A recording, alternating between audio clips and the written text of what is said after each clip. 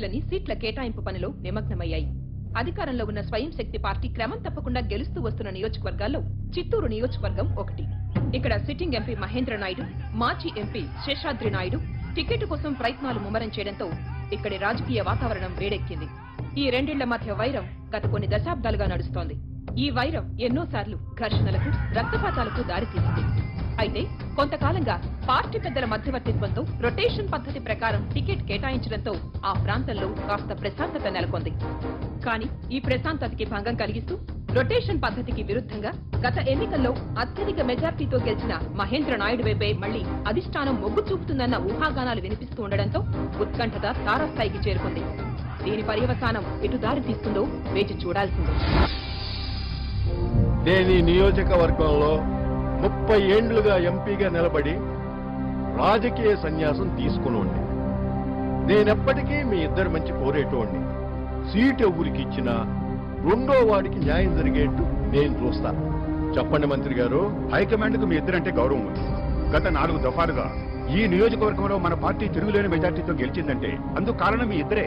ఉపోద్ఘాతం ఎందుకండి మంత్రి గారు? ఇంతకీ సీట్ ఎవరికి ఇస్తున్నారో చెప్పండి. అసలు మీకెందుకంటే రాజకీయాలు? ఎంత మాట! ఒకప్పటి ప్రధాని కూడా మలాడి మర్చిపోకండి. చెప్పండి. ఈసారి కూడా హైకమాండ్ ఎంపీ సీటు మహేంద్ర గారికి ఇవ్వడానికే నిర్ణయించింది. రొటేషన్ పద్ధతి ప్రకారం సీటు శేషాద్రి గారికి కదా రావాల్సింది. సీఎం సర్వేలో శేషాద్రి గారికి జనం లేరని తెలిసింది. అందుకే ఏ నిర్ణయం తీసుకుంది. నా ఎన్నికెంబడి జనం లేరనేగా మీరు నాకు టికెట్ ఇవ్వండి. ఉండారు అని ఇప్పుడే నిరూపిస్తా. రండి. శేషాద్రి, 25 ఏండ్లుగా మన నియోజకవర్గం ప్రశాంతంగా ఉండాలి. అది అట్నే ఉండండి. అదే అందరికీ మంచిది. చేతులు కలపండి. నాకు పూజకి టైం అయినది, మరి వస్తాను. అట్నే గురుగారు.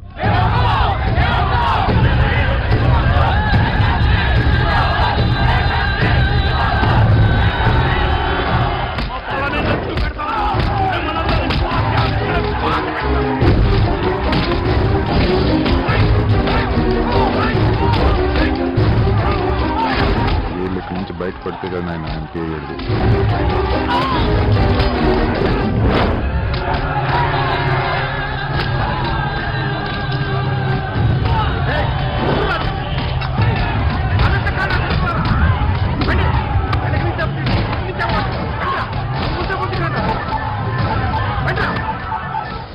హలో బావా, ఈ నా కొడుకులు నన్ను కిడ్నాప్ చేసినాడు బావా. ముండల్లోకి వచ్చినప్పుడు చెప్పులు వేసుకుని వస్తాం.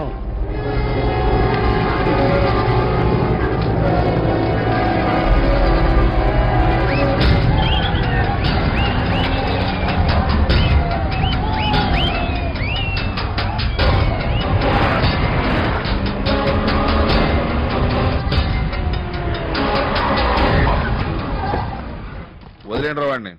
కట్లిప్రా. గరికనాయుడినే కిడ్నాప్ చేస్తారా? గరికనాయుడు అంటే ఎరకేనా? నరకత, అడ్డంగా నరకతారే. చేతి కట్ల వరిపుతారా మీ అమ్మల మగుళ్ళ? ఈ కుక్క ముఖాలన్నీ నాకు కుట్టారా? మిమ్మల్ని వదల్లో. ముందు మీ పిల్లల్ని చంపుతా, తర్వాత మీ ముందే మీ పెళ్ళాలతో ఆడుకుంటా, ఆ తర్వాత మిమ్మల్ని అందరినీ చంపుతా. నా కొడకల్లా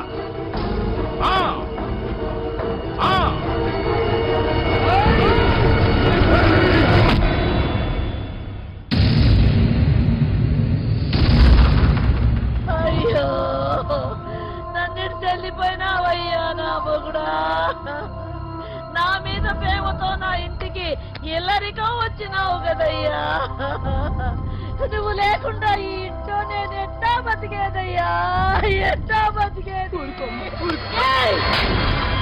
మేం కావాలని చంపలేదయ్యా.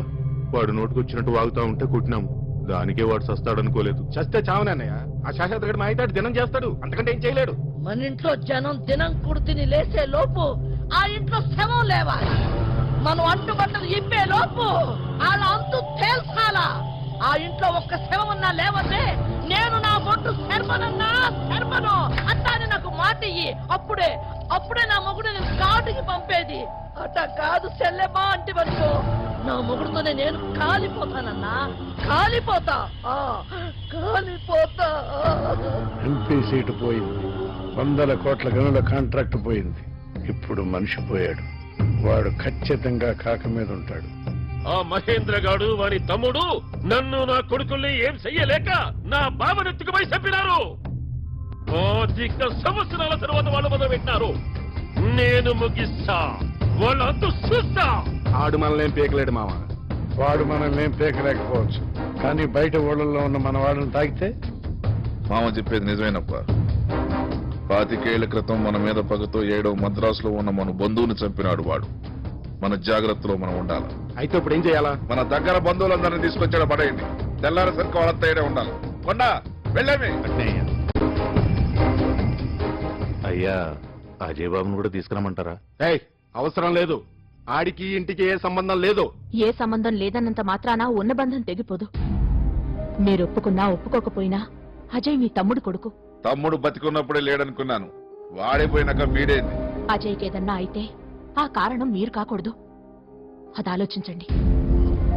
అమ్మాయి చెప్పిన దాంట్లో నిజం ఉందలుడు. అజయ్ గారికి ఏమన్నా జరిగితే దానికి కారణమే కాదు, ఆ ఓటమి కూడా మందే అవుతుంది.